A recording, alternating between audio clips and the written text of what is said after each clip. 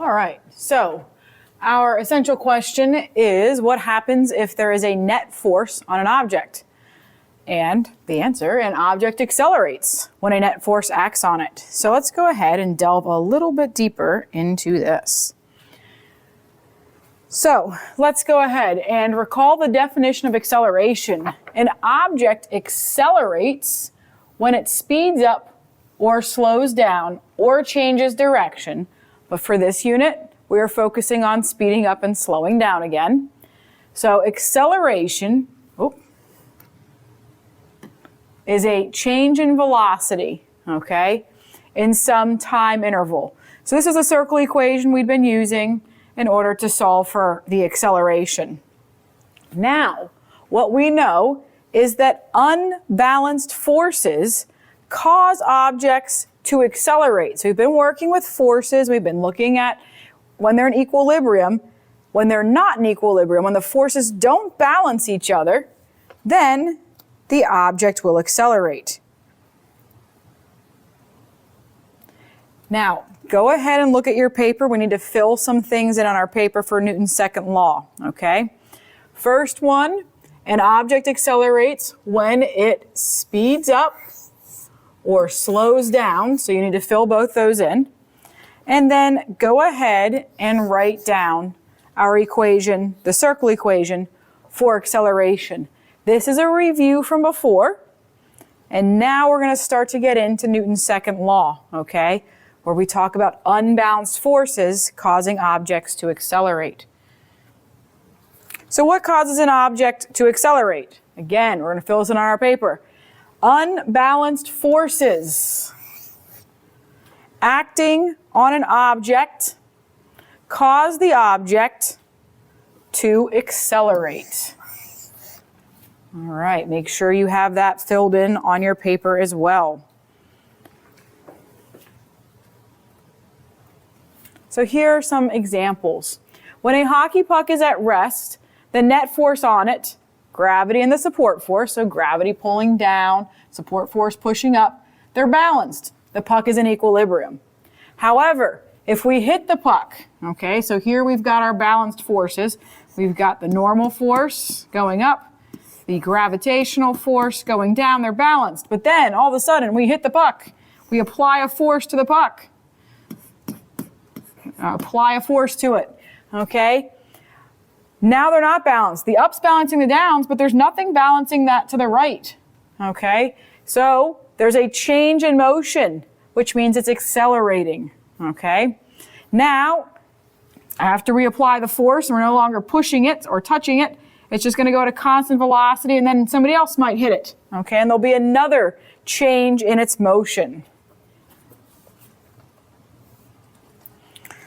Another thing we want to remember, the combination of forces acting on an object is the net force. So if we add up all the forces, we get the net force. Acceleration depends on the net force. It's not like if you have forces of 5 going to the right and 5 going to the left, you've got 0 net force. Nothing's going to accelerate. We need a net force, okay? Another thing to remember, to increase the acceleration of an object, you must increase the net force acting on it, okay?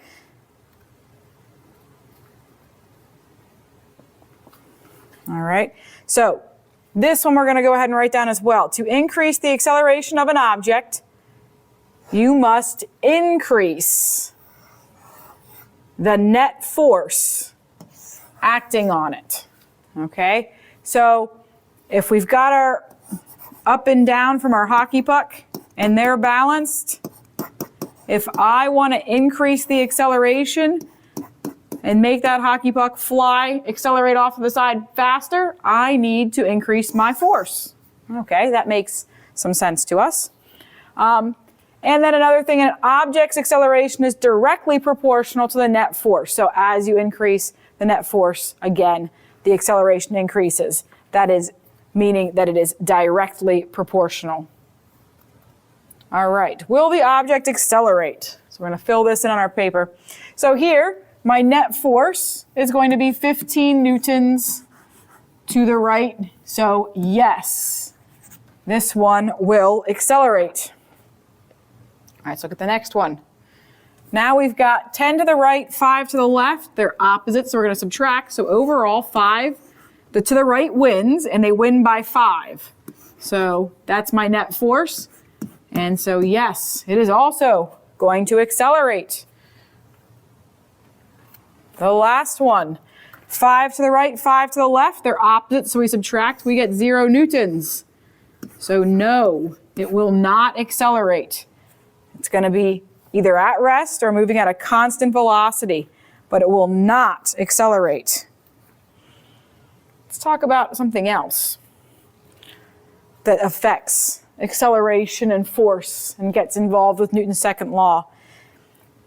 If we push on an empty shopping cart and then push equally hard on a heavily loaded shopping cart, we're going to notice a difference. The empty shopping cart is going to accelerate faster for us, okay? The loaded shopping cart is going to accelerate much less, okay? Because acceleration depends on the mass that is being pushed.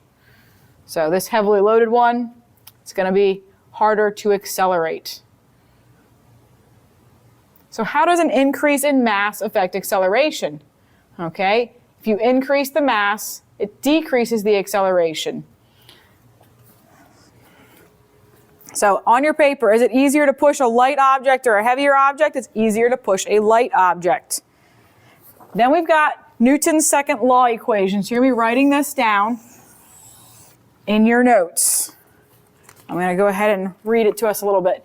By using consistent units such as newtons for force, kilograms for mass, and meters per second squared for acceleration, we get the exact equation. Force equals mass times acceleration, and we are going to use the circle equation version of that. Okay? If A is acceleration, so we have to know which unit's what. We've used A for acceleration before, so that's nothing new. F is for net force, the overall force. We've been using F for force before, so not too new either. And M is for mass. Okay, so we now have all of our variables defined and we've got our equation. All right, let's try a couple of problems here.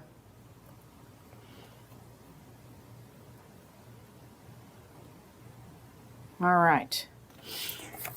A car has a mass of 1,000 kilograms. What is the acceleration produced by a force of 2,000 newtons? All right, we're going to go ahead and put this on the back of your notes paper. So 1,000 kilograms, sorry. There we go. So 1,000 kilograms. Kilograms is a unit for mass. So I'm going to put that in for my mass. It's produced, what is the acceleration? So that's what I'm finding. A force of 2,000 newtons. Here's my equation. I'm looking for A, so I cover up the A, and I see that I have A equals, F is on the top, M is on the bottom, so we're going to divide. So I've got 2,000 divided by 1,000. My acceleration is 2. Units for acceleration, meters per second squared. All right, let's try the next one. If the force had been 4,000 newtons, what would be the acceleration? Okay, so force is 4,000 newtons. Going back, our mass didn't change. We're just changing the force. The mass is still 1,000 kilograms. What would my acceleration be? Okay, so F is on the top, M is on the bottom. 4,000 divided by 1,000. So my acceleration would have been 4 meters per second squared. So if I double my force, I double my acceleration. So doubling the force in the same mass simply doubles the acceleration. All right, here's another one for us. How much force or thrust must a 30,000 kilogram jet plane, 30,000 kilograms, that's going to be my mass. Put that in, 30,000 kilograms, develop to achieve an acceleration of 1.5 meters per second squared. All right, what is the force? So my circle equation, F is on the top, M and A are on the bottom next to each other, so we'll multiply. So I've got 30,000 times 1.5. All right. So I've got 45,000 newtons. All right.